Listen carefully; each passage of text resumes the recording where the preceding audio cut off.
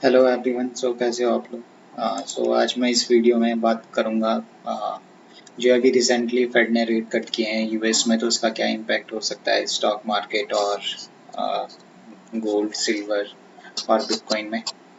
तो उससे पहले मैं एक ये डिस्क्लेमर देना चाहूँगा, मैं कोई फाइनेंशियल एडवाइज़र नहीं हूँ, ना मैं सेबी रजिस्टर हूँ।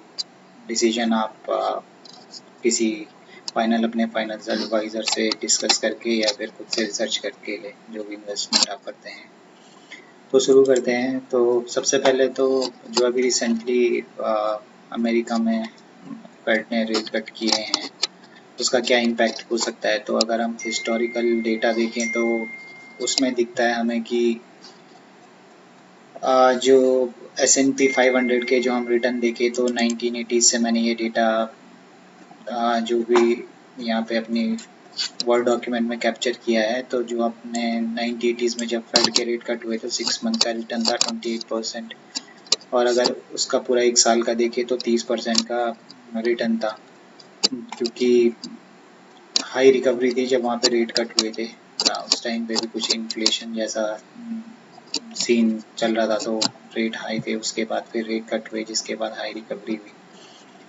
फिर दोबारा से 1981 में थोड़ा सा और रेट कट हुए, लेकिन ये जो अपना इन्फ्लेशन था उसके कारण इतना ज़्यादा रिटर्न नहीं था स्टॉक मार्केट में, क्योंकि ऑलरेडी 1980 में स्टॉक मार्केट काफ़ी हाई रिटर्न दे चुका था।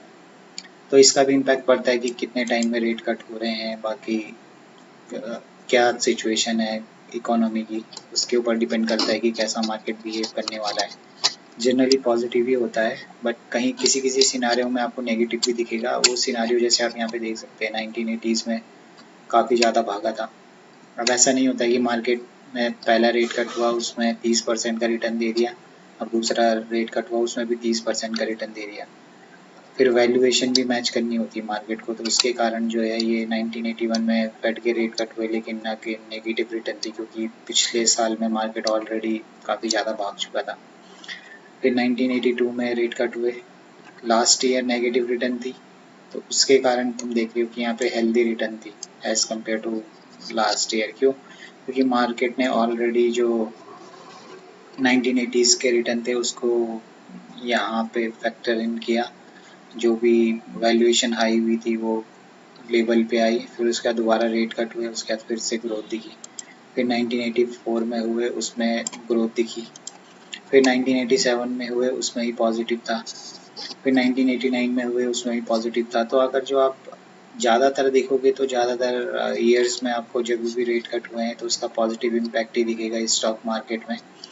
हाँ, डिपेंड करता है कि उस टाइम पे सिचुएशन कैसे चल रही है। जैसे कि 2001 में भी रेट कट हुए, लेकिन उस टाइम पे .net .com बबल था, उस रिसेशन का सीन चल रहा था, तो उसके कारण ये नेगेटिव रिटर्न्स थे, क्योंकि इकोनॉमी वहाँ पे नेगेटिव में चली गई थी, तो उसके कारण हमें ये नेगेटिव रिटर्न देखने के लिए मिले। तो वही है, डिपेंड करता है कि कंट्री की सिचुएशन कैसी है, और दूसरा चीज़ ये भी मैटर करता है कि कब ये रेट कट हुए हैं, और तीसरी चीज़ मैटर करता है कि मार्केट की वैल्यूएशन क्या है उस टाइम पे। अगर जो मार्केट की वैल्यूएशन हाई है और फिर भी रेट कट हो रहे हैं तो उसका इतना ज़्यादा पॉजिटिव इम्पैक्ट नहीं पड़ता है मार्केट में। तो वही सीन होता है 2001 के केस में। फिर अगर जो तुम देखोगे तो 2007 में अगेन रेट कट हुए थे, लेकिन उस टाइम पे फाइनेंशियल क्राइसिस आ गया था, काफ़ी बड़े बड़े बैंक डूब गए थे, तो उस टाइम पे ये नेगेटिव रिटर्न देखोगे आप। फिर 2019 में रेट कट हुए थे, जब कोरोना का टाइम आया था। उस टाइम पे पॉजिटिव रिटर्न थे क्योंकि इकोनॉमी स्टेबल थी, है ना। वो जो जो किसी ने भी सोचा नहीं था वो सब चीज़ हो गई थी कोविड के कारण। कोविड आ गया था, कोविड कौन कौन इसको सोच सकता था कि ऐसा हो जाएगा। तो इसका मतलब इकोनॉमी में कोई कोई लेना देना नहीं था। जैसे 2007 का इकोनॉमी से लेना देना था, 2001 का इकोनॉमी से लेना देना था। फिर जो यहाँ पे नेगेटिव रिटर्न जितने भी देखोगे आप, उनका कुछ ना कुछ लेना देना है इकोनॉमी से, लेकिन जो 2019 का था उसका कुछ इतना ज़्यादा लेना देना नहीं था, इसलिए रेट कट की वजह से पॉजिटिव हुआ मार्केट में।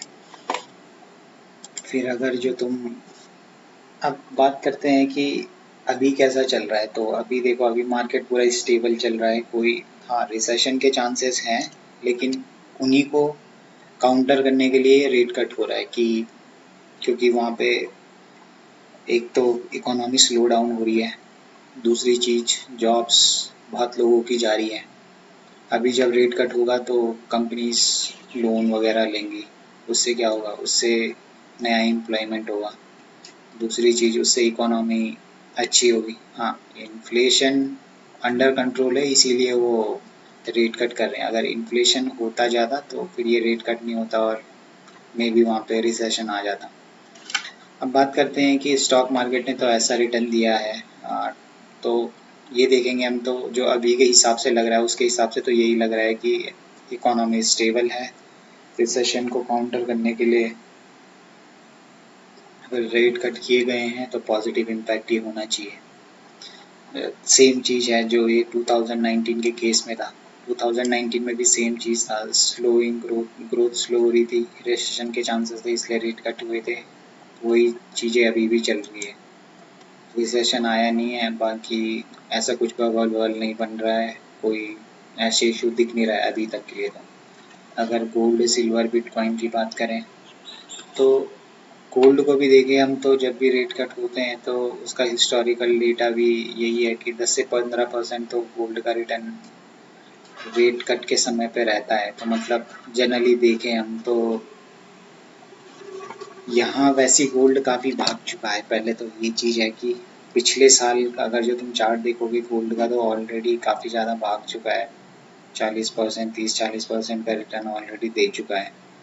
अब यहाँ से 10-15% रेगुलर देना थोड़ा सा डिफ़िकल्ट लगता है, क्योंकि 10-15% काफ़ी होता है, इतना तो मार्केट नहीं दे रहा है। तो गोल्ड तो बहुत सेफर एसेट्स है ना, तो उसमें ये चीज़ है।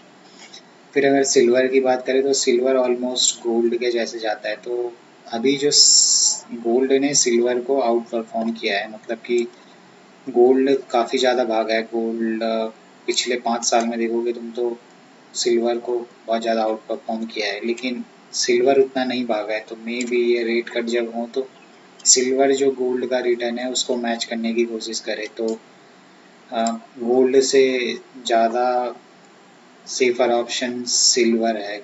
सेफर ऑप्शन बोले तो सेफ तो दोनों ही हैं, लेकिन रिटर्न से कंपेयर करें कि कौन ज़्यादा रिटर्न दे सकता है तो उसमें सिल्वर लग रहा है, क्योंकि सिल्वर अभी हमेशा गोल्ड को मैच करता है, लेकिन अभी जो कुछ टाइम से देखे तो सिल्वर इतना ज़्यादा रिटर्न नहीं दिया है जितना गोल्ड दिया है।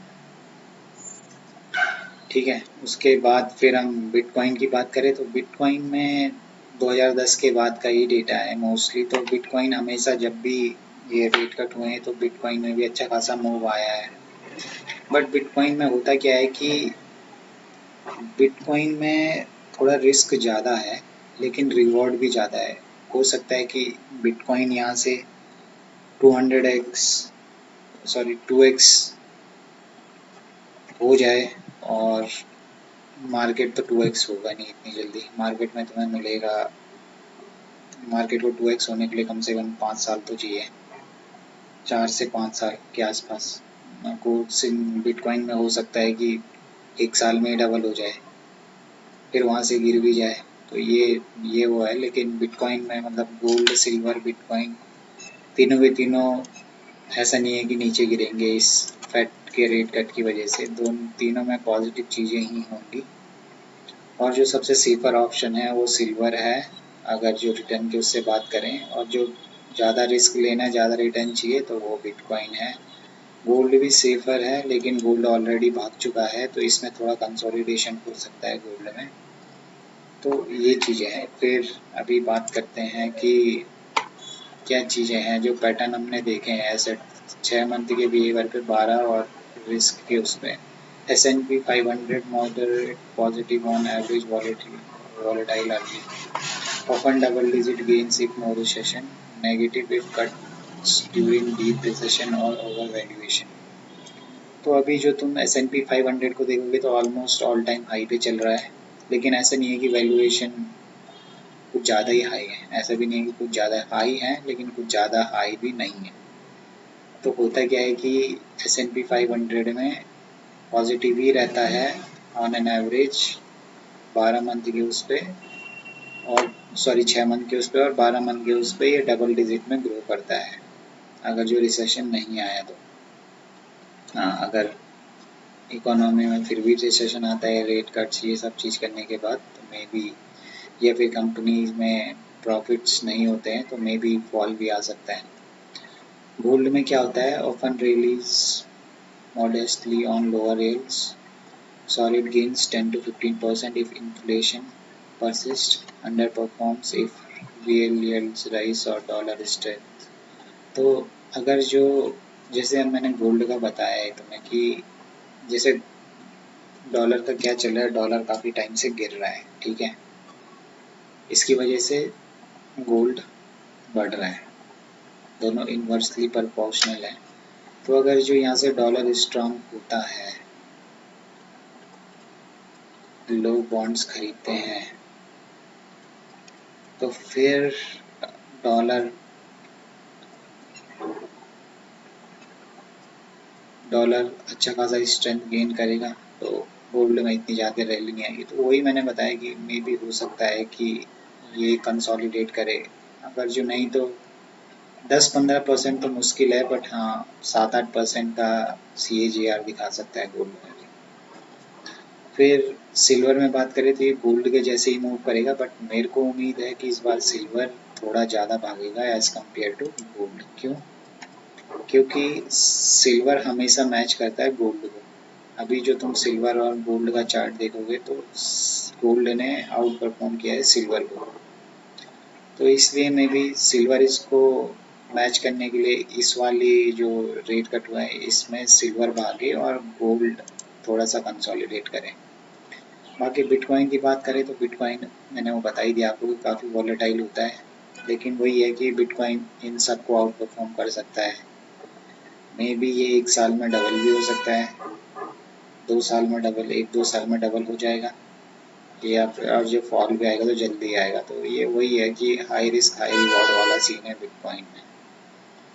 तो ये इम्पैक्ट हो सकते हैं मेरे according market bitcoin gold silver में कमिंग डेज में, और मतलब 6 मंथ और 12 मंथ के पीरियड में, क्योंकि फेड ने ऑलरेडी बोल दिया है कि वो इस साल में 3 रेट कट करेंगे, पहला तो कर दिया है और मे बी 2 और करेंगे।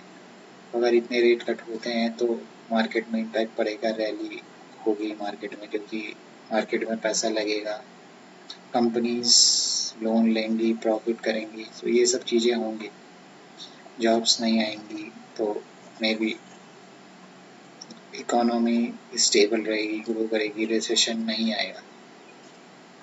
तो देखते हैं बाकी कैसा होता है आगे, 2 रेट कट होते हैं नहीं होते हैं, कैसा कंपनीज परफॉर्म करती हैं, बट मेरे अकॉर्डिंग ये एनालिसिस है। बाकी आप लोग से अपनी एनालिसिस कर सकते हैं और अकॉर्डिंगली इन्वेस्ट कर सकते हैं। Thank you so much guys.